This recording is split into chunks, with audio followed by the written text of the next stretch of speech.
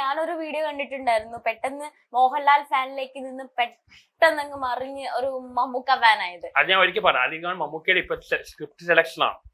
മമ്മൂട്ടി ഉഗ്രൻ script select ചെയ്യുന്നു. ലാലേട്ടൻ അത് ചെയ്യുന്നില്ല. ഇപ്പോഴും കഥ കേൾക്കുന്ന പണ്ട് ലാലേട്ടനായിരുന്നു. ഇപ്പൊ എനിക്ക് കുറച്ച് നന്നായി തോന്നുന്നത് മമ്മൂക്കയാണ്. ഞാനൊരു മമ്മൂട്ടിയുടെ ബെസ്റ്റ് ടൈമാണ് ഇപ്പൊ. ഞാനൊരു മമ്മൂക്ക ഫാനാണ്.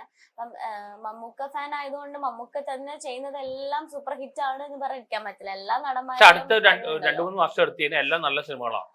ഹിറ്റ് മാത്രമല്ല, എല്ലാം നല്ല. ഇപ്പൊ സ്റ്റാർട്ടിങ് ഭീഷ്മ, പുഴു, റൊസാക്ക്, നൻപകള്, പിന്നെ ഏതാണ് കണ്ണൂർ സ്ക്വാഡ്, പിന്നെ ഏതാണ് കുറെ ഉണ്ടല്ലോ, കാതൽ, പിന്നെ ബ്രഹ്മയുഗം, എല്ലാം നല്ല പടങ്ങളാണ്.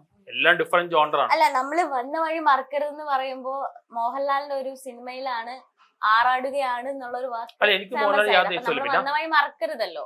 മോഹൻലാലിന്റെ കുഴപ്പം പറഞ്ഞാൽ പുള്ളിക്ക് ദേഷ്യം, പുള്ളി കാര്യങ്ങളും വേദനിപ്പിച്ച് കഴിഞ്ഞാൽ പുള്ളി ജീവിതം ഓർത്തു പോകും. എനിക്ക് അങ്ങനത്തെ ഒരു അനുഭവമാണ്. ഞാൻ പുള്ളിയെ കുറച്ച് ബുക്ക് ചെയ്തതാണ്. അപ്പൊ പുള്ളി എന്നെ വേദനിപ്പിച്ചിട്ടുണ്ട്. അങ്ങനെ ഒരുപാട് പേര് വേദനിപ്പിക്കുന്നുണ്ട്. മമ്മൂക്ക അങ്ങനെയല്ല. പുള്ളിക്ക് ദേഷ്യം വന്ന് 2 തെറി വിളിക്കും, പക്ഷെ അപ്പൊ തന്നെ മറക്കും. മോഹൻലാൽ അങ്ങനെയല്ല, ജീവിതം മുഴുവൻ ഓർത്തു നോക്കും. അങ്ങനത്തെ ഒരു അനുഭവം എനിക്കുണ്ട്. പക്ഷെ പുള്ളി അത് സെൻസിറ്റീവായി ഉണ്ടാവാം. പക്ഷെ ഞാൻ ഇപ്പോഴും ആളുടെ ഫാനാണ്. ഞാൻ എല്ലാവരും കുറിച്ച് പോസിറ്റീവായിട്ട് പറഞ്ഞു. അതേപോലെ ആളുകളെ കുറിച്ചും പറഞ്ഞു, മമ്മൂക്കയെ കുറിച്ചും പറഞ്ഞിട്ടുണ്ട്, ദിലീപിനെ കുറിച്ചും, പൃഥ്വിരാജ്, എല്ലാവരും കുറിച്ച് പറഞ്ഞു. പോസിറ്റീവും പറഞ്ഞിട്ട് നെഗറ്റീവ് പറഞ്ഞു. അല്ല, പൃഥ്വിരാജേട്ടന്റെ ആടുജീവിതം ഇറങ്ങിയല്ലോ, നല്ല പടം. റിവ്യൂ ചെയ്യാത്തെന്താ?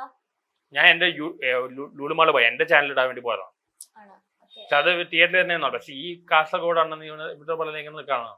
എന്തൊക്കെയാ കാണിച്ചു കൊടുക്കുന്നത്. ഈ മീഡിയക്കാർ എന്തിനാണ് ഇവിടെ പുറകെ നടക്കുന്നത് മനസ്സിലാവില്ല. അത് തന്നെയാണ് ഞങ്ങളോടും ചോദിക്കാറുള്ളത്. ഇങ്ങനത്തെ പൊട്ടത്തരം കോമാത്രം കാണിക്കുക. റിവ്യൂ അല്ല നടക്കുന്ന ആള്. പെരേര എന്ത് റിവ്യൂ പറയുന്നത്, എല്ലാം ഒരേ പോസിറ്റീവ് റിവ്യൂ മാത്രം. ഇന്നലെ 2 ദിവസം പുള്ളി പറഞ്ഞു എന്റെ റിവ്യൂ ജെന്യൂൻ ആണ് വിചാരിക്കേണ്ടത്, പബ്ലിസിറ്റി സ്റ്റണ്ടിന് വേണ്ടിയാണ്. സന്തോഷമായിട്ട് അങ്ങനെ നോക്കുകയാണെങ്കിലേ ഇപ്പം നിങ്ങളുടെ വീഡിയോസ് അപ്ലോഡ് ചെയ്യുമ്പോഴും എല്ലാവരും ഇത് തന്നെയാണ്. ഞാൻ അങ്ങനെ മനഃപൂർവ്വം ചെയ്തിട്ടില്ല. എനിക്ക് അങ്ങനെ ആൾക്കാർക്ക് തോന്നുന്നതാണ്. പെരേര അങ്ങനെയല്ല, മനഃപൂർവ്വം ചെയ്യണം. ഞാൻ അങ്ങനെ ഒന്നും ചെയ്തിട്ടില്ല. ഞാൻ പണ്ടെല്ലാം കുറച്ച് ഇമോഷണൽ ആയിട്ട് റിയാക്ട് ചെയ്തിട്ടുണ്ട്. അതൊക്കെയാണ് ഇവര് എടുത്തിരിക്കുന്നത്. അതായത് ഞാൻ വൈറലായിട്ട് ഒന്നും ചെയ്തിട്ടില്ല. ഇനി സോഷ്യൽ മീഡിയയിൽ ആക്റ്റീവായിട്ട് നിൽക്കുന്നതാണോ? സോഷ്യൽ മീഡിയയിൽ ഉണ്ടാവും. പക്ഷെ ഞാൻ ഇങ്ങനെ സ്ത്രീകൾ അങ്ങനെ ക്രഷ് അങ്ങനത്തെ എല്ലാം പറയാൻ പോകുന്നില്ല. എനിക്ക് അങ്ങനത്തെ ഒരു ആ ലെവലിലേക്ക് പോകാൻ താല്പര്യമില്ല. ആർക്ക് നല്ല കാര്യം വേണ്ട, അതാണ് കുഴപ്പം. അതാണ് മീഡിയ അതുകൊണ്ടാണ് നെഗറ്റീവ് കാണിക്കുന്നത്. അല്ല, മീഡിയ ഒരിക്കലും നെഗറ്റീവ് കാണിക്കും. അല്ല, മീഡിയ കൂടുതലും നെഗറ്റീവ് അങ്ങനത്തെ കാര്യം വന്നാലേ ആൾക്കാർക്ക് ഇഷ്ടപ്പെടും. ആളുകളുടെ കുഴപ്പമാണ്, മീഡിയയുടെ കുഴപ്പമല്ല. ആൾക്കാർക്ക് വേണ്ട നെഗറ്റീവ് ഇങ്ങനത്തെ കോമാളിത്തം ഇങ്ങനത്തെ കാര്യങ്ങളാണ്.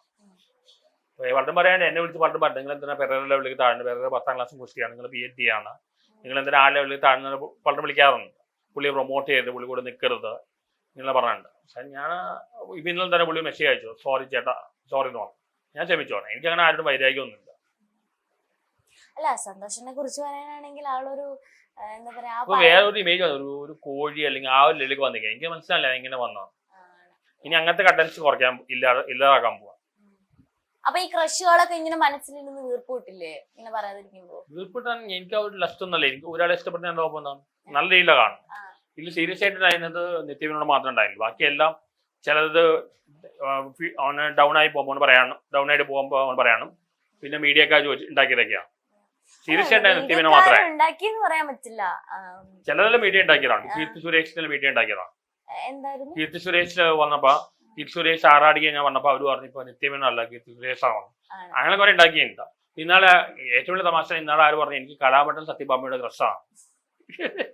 അതാണ് ഒരു ട്രോൾ വന്നിരിക്കണേ. ഞാൻ പറഞ്ഞിട്ട് പോലും ഇല്ല. ട്രോള് വന്നാണ്, ഞാൻ പറഞ്ഞിട്ടില്ല. എന്താ കലാമണ്ഡലം സത്യഭാമയോടെ എനിക്ക് ക്രഷാണ്, അവർക്ക് ജീവിതം കൊടുത്തുകൂടെ. അല്ല, അങ്ങനെ ആ പുള്ളിക്കാരുടെ സ്റ്റേറ്റ്മെന്റ് പറഞ്ഞു, അതിനോട് യോജിക്കുന്നുണ്ടോ? സ്റ്റേറ്റ്മെന്റ് ആണ് അവർ പറഞ്ഞിട്ട് പലർക്കുള്ള ചിന്ത തന്നെയാണ്, പലരും ചിന്തിക്കുന്ന കാര്യം തന്നെയാണ്. ഇപ്പൊ എതിർത്തവരിലും ഭൂരിഭാഗം ആൾക്കാർ അങ്ങനെ ചിന്തിക്കുന്നവരാണ്. പക്ഷെ അങ്ങനെ പറയാൻ പാടില്ല. അങ്ങനെ ചെയ്യാം, അങ്ങനത്തെ തിങ്കിങ് ശരിയല്ല. കാരണം മനുഷ്യന്റെ ഭംഗിയാണ് ഏറ്റവും ഇമ്പോർട്ടന്റ്. ശരീര ഭംഗി മാത്രം ഉണ്ടായിട്ട് കാര്യമില്ല. പക്ഷെ മിക്ക ആണെങ്കിലും പെണ്ണുങ്ങളുടെ ശരീര ഭംഗി നോക്കിയിട്ടാണ് പോകുന്നത്. അത് കല്യാണം കഴിച്ച് എല്ലാം കുറച്ച് കഴിയുമ്പോൾ മനുഷ്യൻ പെരേര പറഞ്ഞു നമ്മൾ ഗ്ലാമർ പെണ്ണു വന്നു. ഞാൻ ചോദിച്ചു ആ പെൺകുട്ടികൾ ആക്സിഡന്റ് പറ്റി ഗ്ലാമർ പോയാൽ നീ എന്ത് ചെയ്യും? അപ്പോൾ ഡിവോഴ്സ് ചെയ്യും. ഞാൻ ചോദിച്ചു മനസ്സത്വം ഇല്ല, ഒരു ഒന്നും കൊള്ളില്ലാത്ത ഒരു പെൺകുട്ടി, മനസ്സൊന്നും നല്ലതല്ല, പക്ഷെ ഭംഗിയില്ല. അങ്ങനെ ആളുകളെ ചെയ്തിട്ട് കാര്യം. രണ്ടും ഉണ്ടാവുന്നതാണ് ഏറ്റവും നല്ലത്. മനസ്സിൽ ഭംഗി ശരിവാ, പക്ഷെ മനസ്സിൽ ഭംഗിയാൽ നോക്കണ്ട. പക്ഷെ അത് മിക്ക ആണെന്ന് നോക്കാറില്ല. പെണ്ണുങ്ങളും ഇപ്പൊ അങ്ങനെ തന്നെയാണ്. അപ്പൊ ഇനിയൊരു ഒരാള് ജീവിതത്തിലേക്ക് വന്നു കഴിഞ്ഞാൽ അക്സെപ്റ്റ് ചെയ്യും?